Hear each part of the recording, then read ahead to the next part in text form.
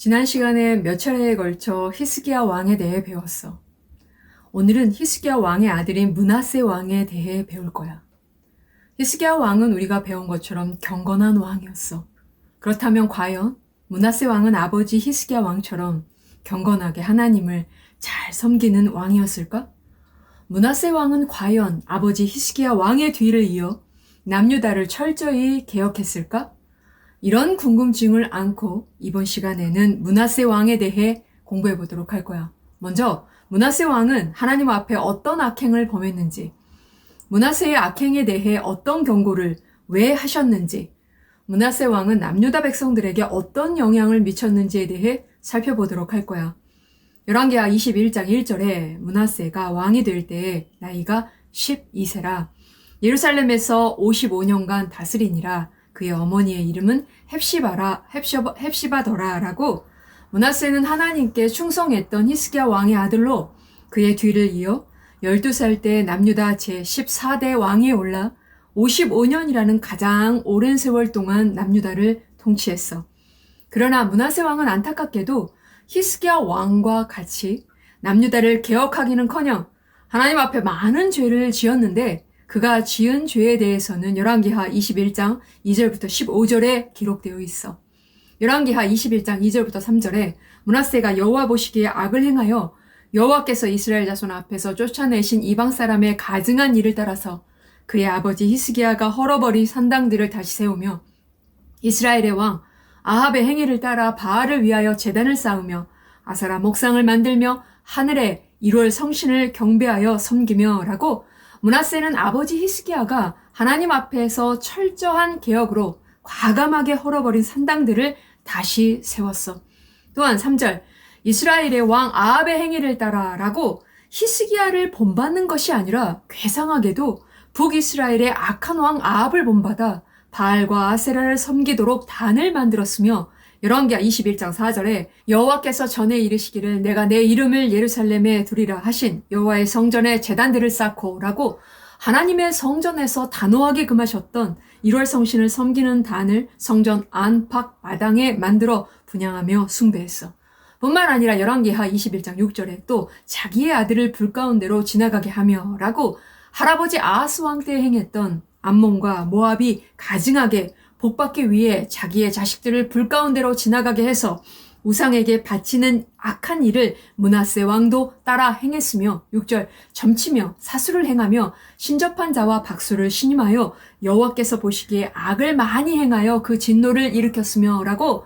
하나님의 백성을 이끄는 대리 통치자인 왕이 모든 것을 주관하시고 통치하시는 하나님 앞에 나아가 여쭙지 않고 장차 일어날 일들을 알기 위해 점쳐주는 점쟁이들의 말을 들었고 마술사를 불러 마법을 행하게 했으며 무당과 신접자를 불러 그들의 말을 듣고 따라 행했어.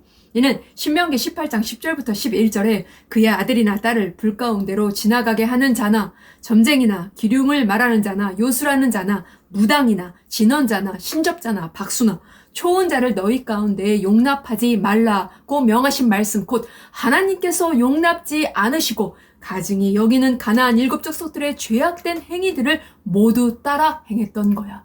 결국 하나님께서 성전에 대하여 다윗과 솔로몬에게 하신 말씀도 버리고 하나님의 말씀도 다 어기고 열왕기하 21장 9절에 이 백성이 듣지 아니하였고 므낫세의 꾀을 받고 악을 행한 것이 여호와께서 이스라엘 자손 앞에서 멸하신 여러 민족보다 더 심하였더라 라고.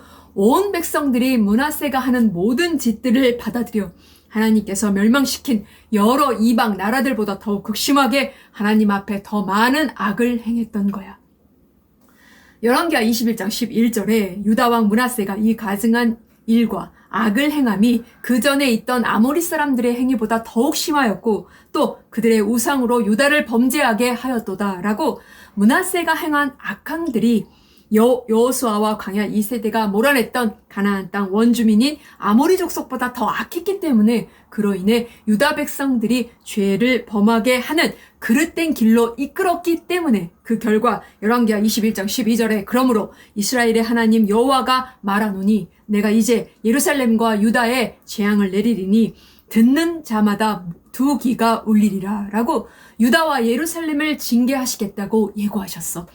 그들에게 내리신 이 징계를 들을 때마다 두 기가 울릴 정도의, 즉 깜짝 놀랄 정도의 무서운 재앙을 내릴 것이라고 하셨는데, 남유다와 예루살렘에 임하게 될 재앙에 대해 열왕기하 21장 13절부터 15절에 내가 사마리아를 잰 줄과 아합의 집을 다림 보던 추를 예루살렘에 베풀고 또 사람이 그릇을 씻어 엎음같이 예루살렘을 씻어 버릴지라.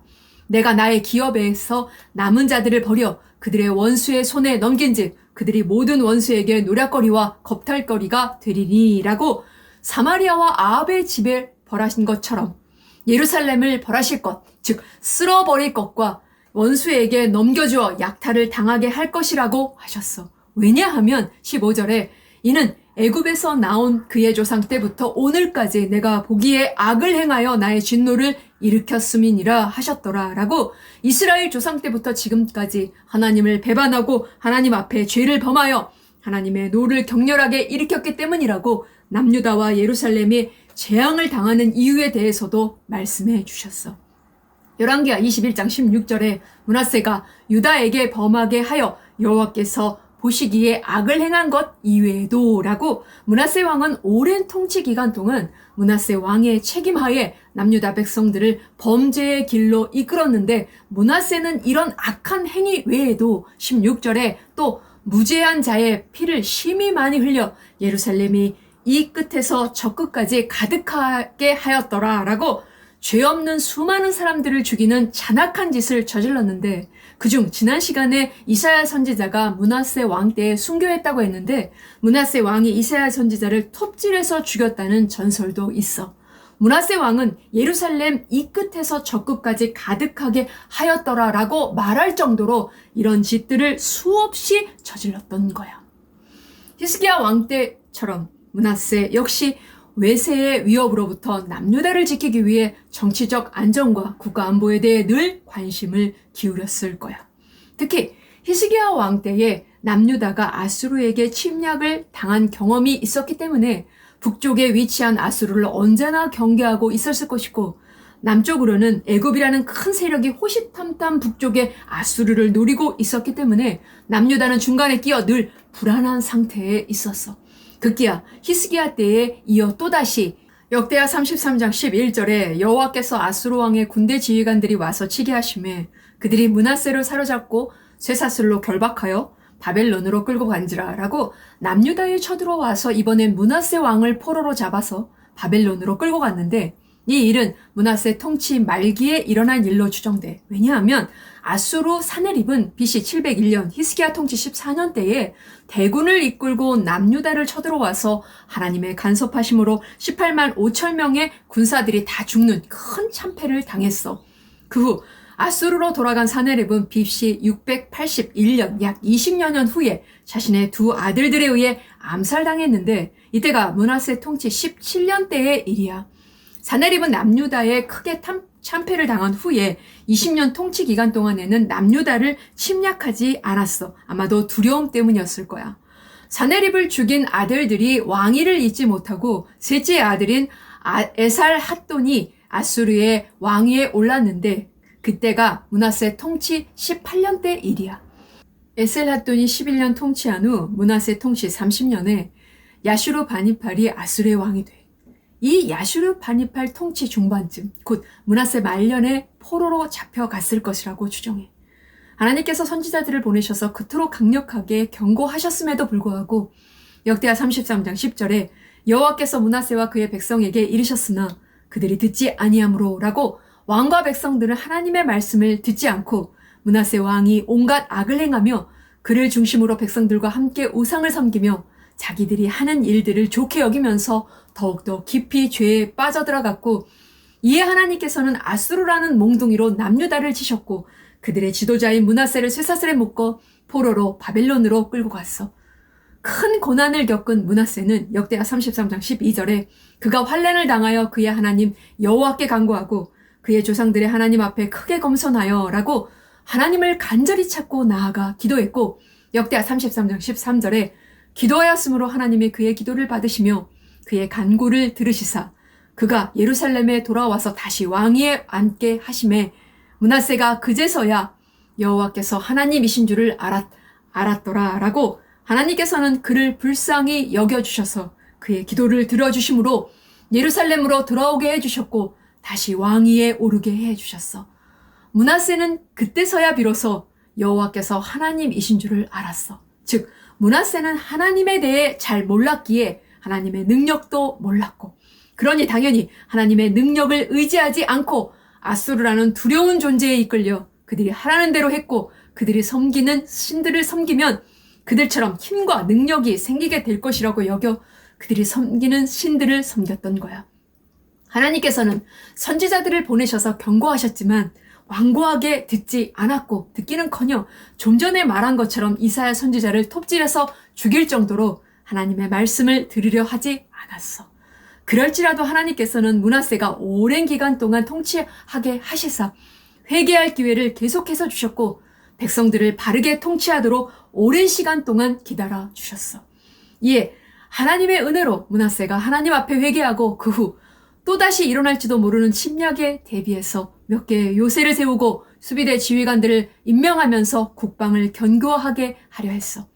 또한 역대하 33장 15절부터 17절에 이방신들과 여호와의 전의 우상을 제거하며 여호와의 전을 건축한 사내와 예루살렘에 쌓은 모든 제단들을 다 성 밖에 던지고 여호와의 제단을 보수하고 화목제와 감사제를 그 제단 위에 드리고 유다를 명령하여 이스라엘 하나님 여호와를 섬기라 하매 백성이 그의 하나님 여호와께만 제사를 드렸으나 아직도 산당에서 제사를 드렸더라 라고 우상과 우상의 제단을 없앴고 예루살렘 곳곳에 세워놓았던 우상의 모든 제단들을 성 밖으로 집어던졌고 여호와의 제단을 다시 쌓았어.